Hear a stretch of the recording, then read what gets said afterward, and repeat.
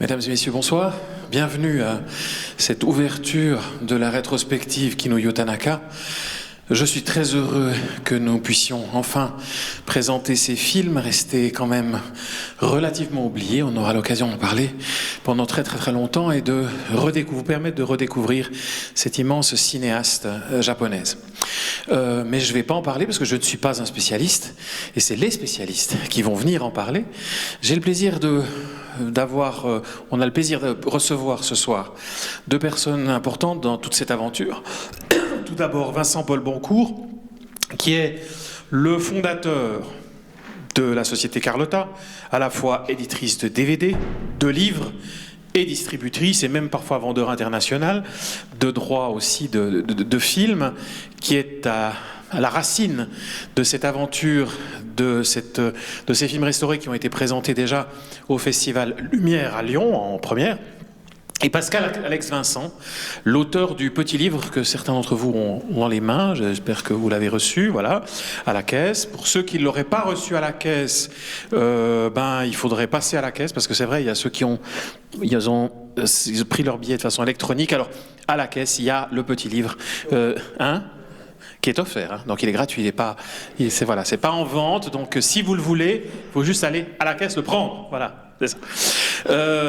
Donc j'ai le plaisir de vous accueillir. Donc peut-être pour que tous les gens vous reconnaissent, peut-être Pascal Alex Vincent, l'auteur du livre, voilà, le spécialiste. Tu peux t'asseoir là. Non mais c'est toi, il y a pour la lumière.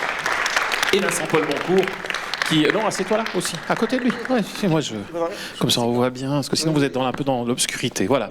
Alors je vais peut-être d'abord passer la parole à l'éditeur et celui par qui l'opération est arrivée. Enfin, si je peux me permettre de le dire comme ça. Vincent-Paul Boncourt, on va y arriver, parce qu'entre un Pascal Alex Vincent et Vincent-Paul Boncourt, ça va être compliqué, mais enfin on va y arriver. Donc Vincent, à toi la parole. Oui, écoutez, bonsoir, je suis ravi d'être là parce que c'est vrai que c'est une nouvelle étape de l'aventure Tanaka sur lequel on travaille depuis plus de 2 ans et qui est un projet peut-être un des plus beaux qu'on ait jamais réalisé depuis que j'ai co-créé Carlotta Film avec mon associé Jean-Pierre Gardelli, et on a créé Carlotta Film il y a quasiment un quart de siècle maintenant, et on en a fait beaucoup, hein, et on continuera à en faire beaucoup. C'est-à-dire qu'on a fait un gros travail sur le cinéma dit du Nouvel Hollywood, ce qui était un peu notre marque de fabrique au début, il y a 25 ans, puis la redécouverte du cinéma européen avec des auteurs un peu maison et clés chez Carlotta, qu'on continue de travailler constamment avec des nouvelles restaurations, des sorties de films inédits. Donc je pense à Pasolini, à Fassbinder. Et puis naturellement, on est arrivé sur le cinéma japonais quelques années après, et on a démarré par Ozu. Et si je parle d'Ozu, c'est parce que c'est aussi un des auteurs qu'on adore et qui est très associé à Carlotta. Et avec Ozu, on travaille sa filmographie depuis plus de 15 ans.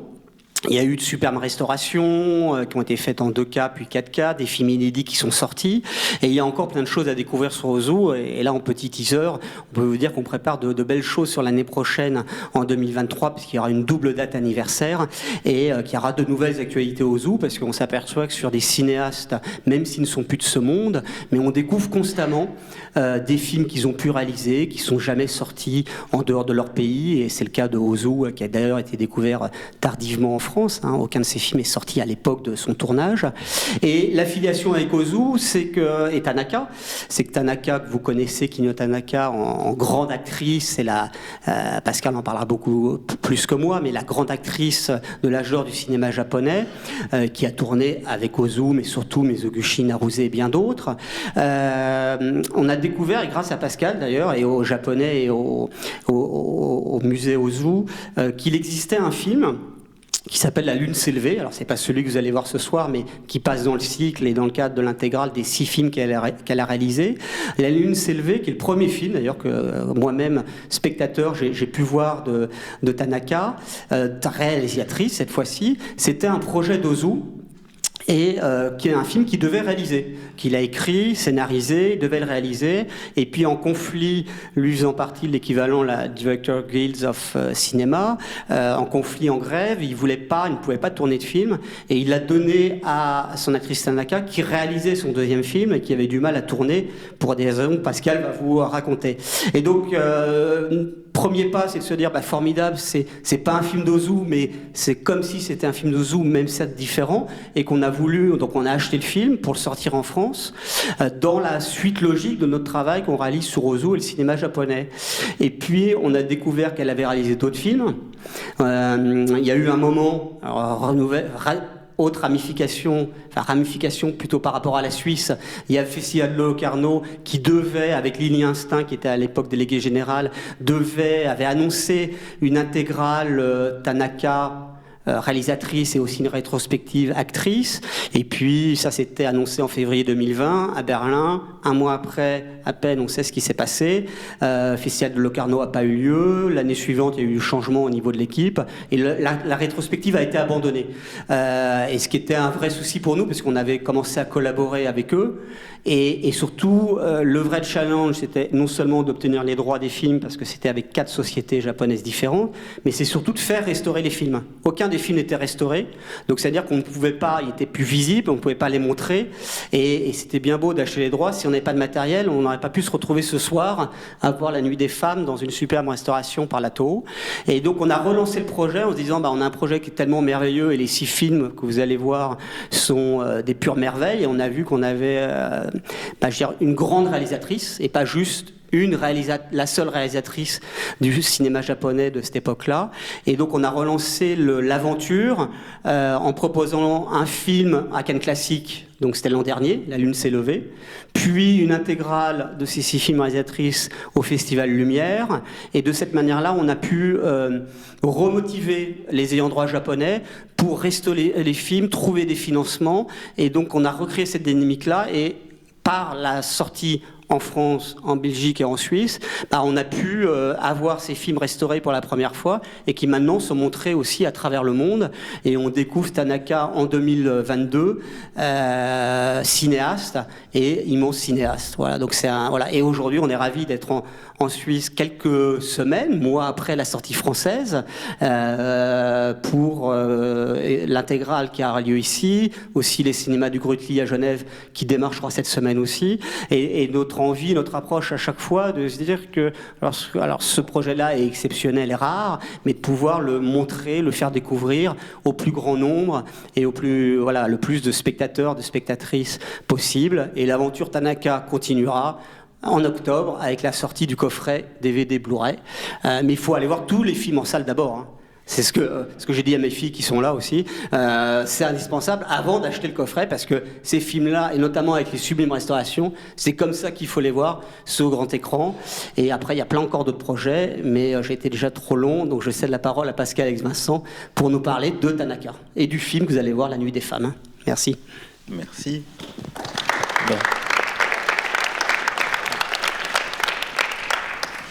Bien. Oui, non, parce qu'il a déjà fait le nécessaire, donc à toi la parole. Bonsoir à tous et à tous. Moi, donc, j'enseigne l'histoire du cinéma japonais à l'université Paris 3 Sorbonne Nouvelle, et donc à ce titre, je suis aussi ravi de cette initiative de la Cinémathèque suisse de montrer les 6 films dirigés par Kinuyo Tanaka, et bien sûr bravo à Carlotta Film, parce que je sais que ça a été un travail très long et très compliqué d'avoir permis à ces films de nous arriver, et puis surtout d'avoir permis leur restauration. Kinuyo Tanaka, pour qui s'intéresse au cinéma japonais, c'est un nom très très identifié. Je précise qu'elle est avant tout comédienne, hein. C'est certainement la plus grande star féminine de l'histoire du cinéma japonais. C'est la seule qui a un musée entier qui lui est consacré au Japon. C'est la seule aussi qui a eu son effigie sur un timbre-poste pendant de nombreuses années. Donc c'est pour vous dire à quel point elle est aimée par le public japonais. Donc Kinuyo Tanaka, c'est avant tout donc une comédienne, hein. Elle est née en 1909. C'est une contemporaine de Greta Garbo, de Marlène Dietrich. Et exactement comme Garbo et comme Dietrich, elle a d'abord été une très grande vedette du muet, hein, à tel point que dans les années 20 et 30, quand le cinéma était encore muet au Japon, les films dans lesquels elle jouait portaient souvent son prénom dans le titre. Les Amours de Kinuyo, Kinuyo fait ceci, etc. Donc c'est pour vous dire à quel point elle était très très identifiée et adorée du public japonais. Et puis le parlant est arrivé, et donc exactement comme Marlène et comme Greta Garbo, elle a dû s'acclimater au parlant. Elle a dû aussi perdre son accent, parce qu'elle est du sud du Japon, et donc elle avait une sorte d'accent méridional qu'elle a dû beaucoup travailler à perdre. Et Et donc elle a confirmé son statut de star quand le cinéma, quand le parlant s'est généralisé au Japon. Et c'est ça qui est passionnant, c'est que son parcours couvre tout le premier siècle du cinéma. C'est-à-dire c'est une actrice qui a démarré dans le muet, qui a vu arriver le parlant, qui a vu arriver le format cinémascope, qui a vu arriver la couleur et qui a vu arriver la télévision puis la stéréo. Donc c'est vraiment quelqu'un qui a traversé tout le premier siècle de l'histoire du cinéma, tout en restant au top. Hein. C'est vraiment quelqu'un dont la popularité n'a jamais faibli, à tel point que elle est sa filmographie compte près de 300 titres, ce qui est absolument énorme. Hein. Et puis elle a aussi, sur la fin de sa carrière, dans les années 70, travaillé dans des feuilletons pour la télévision. Et son statut de vedette a totalement occulté le fait qu'elle a été cinéaste. Voilà, c'est quelque chose qu'on trouve à peine dans les histoires du cinéma. Kinuyo Tanaka a dirigé des films, même mes amis japonais n'étaient pas au courant. Voilà, donc c'est un aspect de sa spectaculaire carrière qu'on a oublié. Voilà, et donc vraiment bravo pour cette initiative de nous permettre de découvrir que c'était une cinéaste, et c'était une grande cinéaste. C'est quand même la deuxième chose qu'on découvre en voyant les films.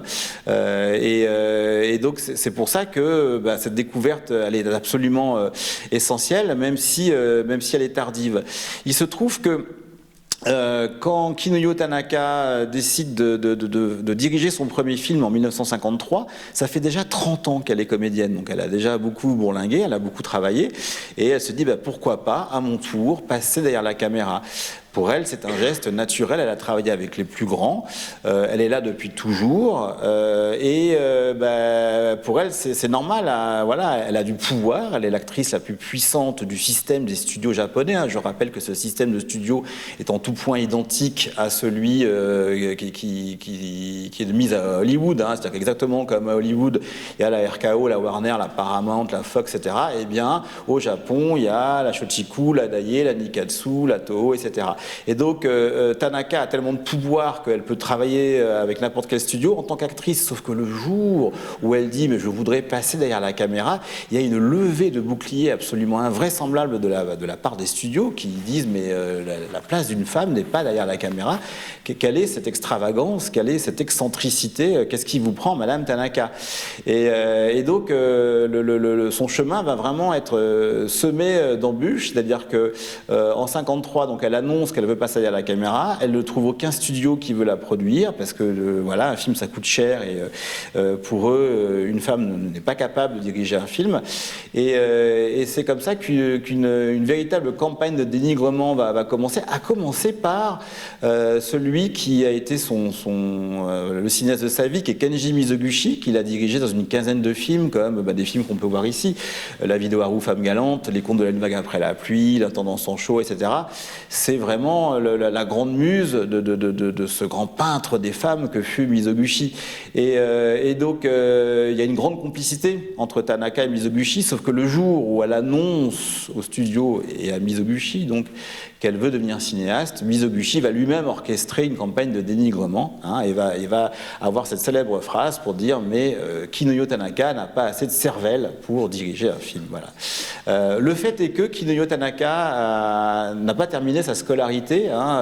La famille, elle est d'une famille nombreuse qui avait été ruinée, donc elle a été vendue entre guillemets comme enfant musicienne à une troupe itinérante. Ça se faisait beaucoup à l'époque, et donc c'était une troupe itinérante de jeunes filles qui sillonnaient le Japon en jouant d'instruments traditionnels, et c'était une très grande musicienne dès son plus jeune âge.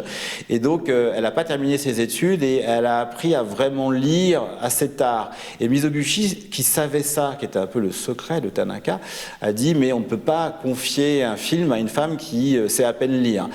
Voilà, pour des raisons très mystérieuses et certainement très complexes, Mizoguchi, qui a tant aimé Tanaka, qui a tant aimé la filmer, qui l'a filmé dans 15 longs métrages absolument sublimes, 15 longs métrages quand même où il dépeint le sort des femmes victimes de la loi des hommes, des femmes victimes de la loi de l'argent. Tanaka, qui a tant souffert dans les films de Mizoguchi et qui lui a permis de faire tous ses plus grands chefs-d'œuvre, eh bien Tanaka va trouver en Kenji Mizoguchi son adversaire le plus féroce. Il va tout faire pour l'empêcher de passer derrière la caméra, au point d'appeler lui-même technicien techniciens et vedettes pour leur dire, si vous tournez pour cette femme, gare à vous, vous ne trouverez plus de travail. Voilà. Et Mizoguchi va avoir des alliés dans les studios japonais et va vraiment œuvrer pour empêcher Tanaka de faire son premier film, mais Tanaka aussi va avoir des alliés. C'est comme ça qu'elle va aller trouver son grand copain Mikio Naruse et va lui demander en 1953 d'être stagiaire mise en scène sur un film de Mikio Naruse qui s'appelle Frères et Sœurs. Et Tanaka donc devient troisième assistante mise en scène sur ce film-là pour apprendre de la mise en scène, enfin du côté derrière la caméra donc. Et puis d'autres cinéastes vont bientôt la soutenir publiquement. Keisuke Kinoshita, dont on va voir ici La balade de Narayama, donc un très grand film pour un très très grand cinéaste de la Shochiku. Et puis Ozu, voilà le vieux copain de Tanaka. Ozu a dirigé Tanaka dans des films muets. Je crois que vous en passez un ici, ou son rêve de jeunesse peut-être, voilà. Ou je sais plus quel film, Femmes et voyous. Enfin voilà, il a dirigé des films avec Tanaka du temps du muet. Et c'est vraiment un vieux copain de Tanaka. Et ils vont publiquement apporter leur soutien. Donc il y a une sorte de guéguerre à l'intérieur des studios, les pros et les contre Tanaka. Et elle va finir par diriger en 1953 son premier long métrage sur un scénario de Keisuke Kinoshita, qui est Lettres d'amour, que vous allez montrer ici. Et puis, sauf que ce qui est absolument passionnant dans cette histoire, c'est que comme aucune majeure ne veut la produire, elle va aller voir des petits studios qui sont absolument sidérés de voir cette énorme vedette sonner à leur porte en disant « Mais Madame Tanaka, que nous vaut cet honneur ?» Elle dit « Mais moi, je viens pas tourner chez vous en tant que comédienne, est-ce que vous voulez produire mon film en tant que cinéaste ?» Et là, les studios vont commencer une sorte de deal en disant « Ok, on produit votre film, mais vous allez jouer aussi dans quelques-uns de nos films à nous en tant que comédienne. » Parce qu'en fait, il semblerait que cette industrie du cinéma qui va tant s'opposer à ce que Tanaka passe derrière la caméra, elle a aussi un réflexe très industriel qui se dit que Tanaka rapporte tellement d'argent devant la caméra que le jour où elle passe derrière, elle tourne moins. Et donc les studios proposent moins de films avec elle en vedette. Donc il y a un réflexe très industriel de se dire il ne faut pas qu'elle passe derrière la caméra parce que si elle commence à prendre goût à la mise en scène, elle sera plus comédienne. Et en tant que comédienne, elle rapporte tellement d'argent qu'il faut qu'elle continue à être comédienne. Voilà. Et donc c'est comme ça que Tanaka va malgré tout réussir à tourner 6 films de 1953 à 1962. Vous allez voir ce soir La Nuit des femmes, qui est son avant-dernier film et qui est un film qu'elle tourne pour une major, pour un gros studio qui est la Toho, puisque ses 3 premiers films sont tournés pour des petites compagnies qui n'ont pas duré, comme la Shinto par exemple, mais à partir du moment où elle fait ses preuves, les grandes majors vont finalement lui dire bon, allez, écoutez, voilà, venez faire des films chez nous. Et c'est comme ça qu'en 1961, elle peut tourner pour la Toho. La Toho se veut la Paramount japonaise, ils ont de très grandes ambitions, ils sont devenus très riches grâce à 2 succès la même année, un film qui s'appelle Les 7 Samouraïs et un autre qui s'appelle Godzilla en 1954, qui va leur permettre d'être le principal studio japonais connu à l'étranger. Et la Toho donc a de très très gros moyens, et c'est comme ça qu'elle accueille en 1961 le tournage du film que vous allez voir ce soir, qui s'appelle La Nuit des femmes. Sauf qu'en 61, je vous rassure, j'ai bientôt fini, sauf qu'en 61, il s'est passé quelque chose, c'est que la société japonaise est en train de changer et le cinéma japonais est en train de changer. C'est-à-dire que le système des studios est en train de s'essouffler, et il y a un film qui va un peu provoquer tout ça, qui est la sortie au Japon de À bout de souffle de Jean-Luc Godard, qui va avoir un impact absolument énorme sur le public japonais, mais aussi sur les studios japonais. Il découvre que on peut faire du cinéma sans vedette et du cinéma un peu transgressif, à l'épaule, dans la rue, etc. Et au début des années 60, le public commence progressivement à se détourner du cinéma pour se consacrer à d'autres loisirs, les loisirs balnéaires qui se développent, la télévision, la mode, les disques, etc. Et donc ce qui se passe, c'est que les grands studios sont un peu essoufflés, et l'arrivée d'À bout de souffle va donner l'envie à la Shochiku, qui est une très grosse compagnie, de créer sa propre nouvelle vague et d'apporter un film qui sera la réponse japonaise à bout de souffle, qui est Conte cruel de la jeunesse, un film de Nagisa Oshima de 1960, et qui va lancer la nouvelle vague japonaise. Et à partir de À bout de souffle, donc film français, et Conte cruel de la jeunesse, film japonais de 1960, le cinéma japonais ne va plus jamais être le même. Et donc il faut vraiment, chez les cinéastes, trouver quelque chose qui plaise au jeune public et trouver une nouvelle énergie, parce que le cinéma de papa, avec les samouraïs, les geishas, etc., ça ne plaît plus au jeune public qui veut des films transgressifs, qui veut de l'érotisme, qui veut de la violence, surtout qui n'a plus vraiment envie d'aller au cinéma, il y a d'autres loisirs, on va à la plage en scooter, on fait du hula hoop, on va en discothèque, etc. Et donc, voilà, le cinéma de studio s'essouffle un peu, mais Tanaka, comme elle est très maligne et qu'elle a déjà vécu beaucoup de choses, qu'elle a dû affronter beaucoup de choses, eh bien, elle sait tout ça, elle est très en prise avec son époque et elle va faire avec La Nuit des Femmes un film étonnamment moderne, très très nouvelle vague. Tanaka voit tout, elle le raconte dans beaucoup d'interviews, elle voit tout ce qui sort, elle a vu les films d'Oshima, elle a vu les films de nouvelle vague japonaise et elle va faire un film, celui de ce soir, un peu à la manière d'eux, un film extrêmement fiévreux, un film rageux, un film politique, un film encore une fois transgressif, un film féministe, c'est si peu courant à l'époque. Et pour ça, donc, elle va s'associer avec une cinéaste femme. C'est assez passionnant dans le parcours de Tanaka, c'est que quand on voit sa filmographie, on voit qu'elle s'entoure de plus en plus de femmes dans ses collaboratrices. Et le film que vous allez voir est écrit par une scénariste qui s'appelle Sumie Tanaka. C'est pas la même, elles ont le même nom, mais c'est pas la même famille, Sumie Tanaka. Et avec Sumie Tanaka, Kinuyo Tanaka va arpenter les centres de réinsertion qui ont poussé à partir de 1958 au Japon, puisqu'il faut savoir que pendant l'occupation américaine, c'est-à-dire de 1945 à 1952, on a vu des quartiers entiers dédiés au plaisir de l'occupant américain, avec du jeu, de la prostitution, de la drogue, etc. Et donc à partir de la fin des années 50, il y a cette obsession du gouvernement japonais de démanteler ces quartiers de plaisir, d'autant que l'occupant américain est parti. Et donc, toutes ces filles qui se prostituaient se retrouvent sans quartier pour le faire. Et on va voir arriver au Japon de nombreux centres de rééducation où elles peuvent soit se protéger de la violence de la rue, soit apprendre un nouveau métier, voilà, pour faire autre chose que de se prostituer. Et ça, ce sujet passionne Tanaka et sa scénariste qui vont aller faire de nombreux séjours à partir de 1959 dans ces centres de rééducation pour se documenter et faire le film que vous allez voir. Dernier petit détail, je précise qu'au Japon, il existe et vous comprendrez, je ne vous spoil absolument rien, mais il existe une communauté entièrement féminine qui sont les hama, qui sont les pêcheuses de perles, hama donc, qui vivent au bord de la mer et qui sont des communautés où les hommes sont exclus et ce sont des femmes qui vont chercher en profondeur des perles. Voilà, vous comprendrez pourquoi je vous explique ça, parce que c'est un aspect important du film que vous allez voir, c'est que Tanaka propose aussi un monde sans hommes, qui est ce monde des pêcheuses de perles. Voilà. Le film que vous allez voir propose une jeune actrice débutante, mais toutes les actrices que vous allez voir autour sont d'énormes stars que vous avez vues chez Ozu, chez Kurosawa, chez Mizoguchi, etc. C'est aussi une des forces du film, c'est de présenter une jeune actrice extrêmement vive, avec un charisme incroyable, et de faire intervenir dans tous les seconds rôles, qui sont quasiment exclusivement féminins, toutes les grandes vedettes de l'âge d'or du cinéma japonais. Voilà. J'ai beaucoup parlé, je vous remercie. Bonne projection. Merci Pascal.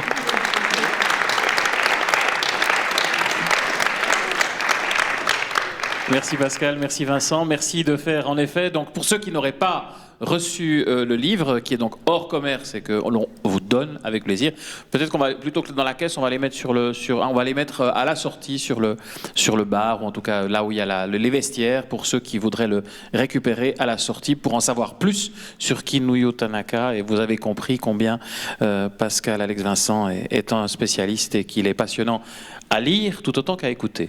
Merci. Bonne soirée, bonne projection.